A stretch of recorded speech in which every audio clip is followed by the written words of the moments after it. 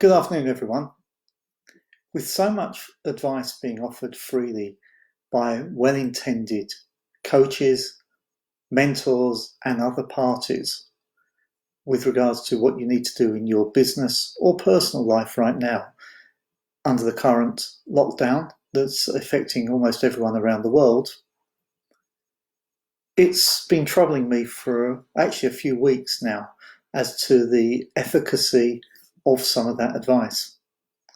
Part of the problem is no one really knows how long the current situation is going to last, and therefore some of the advice may be very appropriate for a short-term impact, but will have a lasting negative influence on your operations and your ability to function at a later date.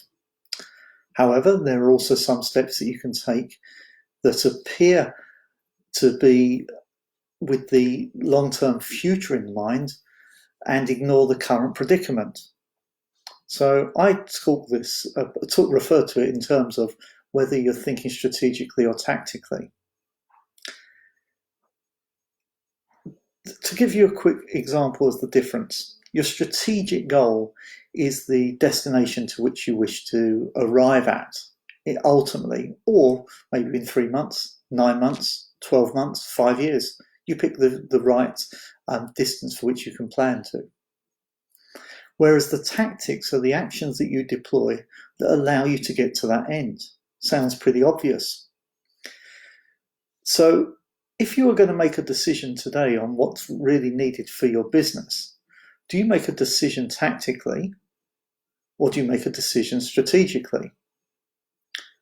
I would suggest to you that the first place that you start is to think strategically about what it is you're trying to achieve in the long run.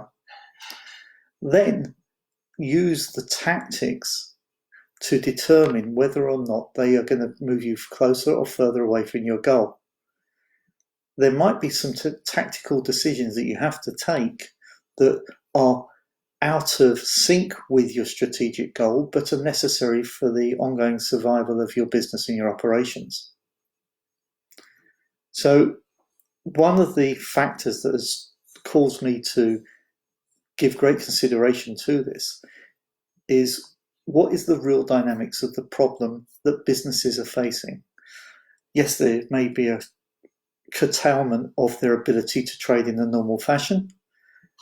There may be a considerable, if not a total, loss of customers. But in of themselves, the effectiveness of having the ability to trade and the customers is about bringing cash into your business to pay the bills and to retain profit.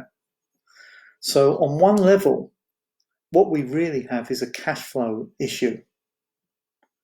Now, I'm not minimizing the impact that a cash flow issue will have on your business or your home life for that matter. But it's really important to understand the nature of the problem. So if you are borrowing because you believe this is maybe a month's problem or even 2 months' problem to solve a cash flow issue, if you carry on doing what you're always doing before this happened, you are likely to have more cash flow challenges as you move into the future. So you have to change some of the ways you were doing your business.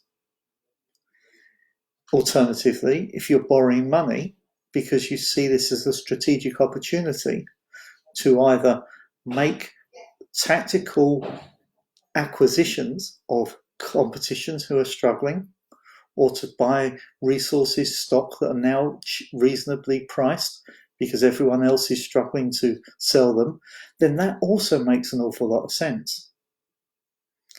However, let me say to you on the flip side, let's say that you decide right now that, yes, I have a cash flow problem.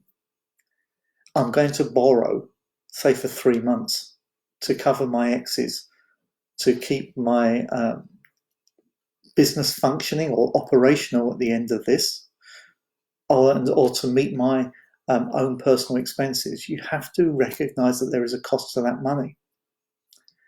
And for you to pay that money out of your future cash flow, you have to have in place a strategy to generate more business. And I'm going to give you a very, very simple example. Let's say for the example that you have a gross profit or a profit margin within your business that's 25%. For every $1,000 that you borrow, forgetting about the interest rate that you have to pay back, that $1,000 is the equivalent of $4,000 in revenue. So you have to raise your revenue to achieve that increase, to cover the money that you've borrowed. This is before you take into account interest, or whether or not you're able to ramp up your business to return to the level of trading it was doing beforehand as a bare minimum, or you're able to increase your business further. The other side of the equation is you need to look at your costs now.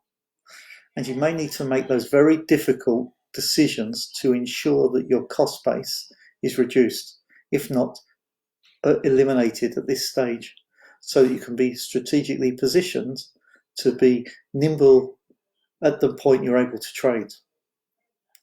Of course, there is yet another option. There's been a lot of talk about pivoting. What can I do to pivot and redirect my business to generate income elsewhere? Now, for me, a pivot implies you're doing something from the same point you're currently standing. You're just changing direction. It's a neat way of describing resetting your business. But it may be you have to move away from the current place that you are standing and look elsewhere to take your ability to generate income into a completely different marketplace that has no relation to your existing business or to your perceived skills. As a business coach, I think it is my responsibility to not coach you from where you stand today, but to coach you to get to the place where you want to be. Today is just a response to the current situation. It is not a constant future. If you want to know more, reach out to me. I'm available at rightbusinesscoach.com or through direct messaging here on Facebook. If I can be of support and be of service to you so that I can help you achieve and realize your goals and start to think strategically and take appropriate tactical steps that are measured to get the right results, please contact me. It's my responsibility and duty to you to ensure that you deliver on everything you wish for yourself. Thank you for listening.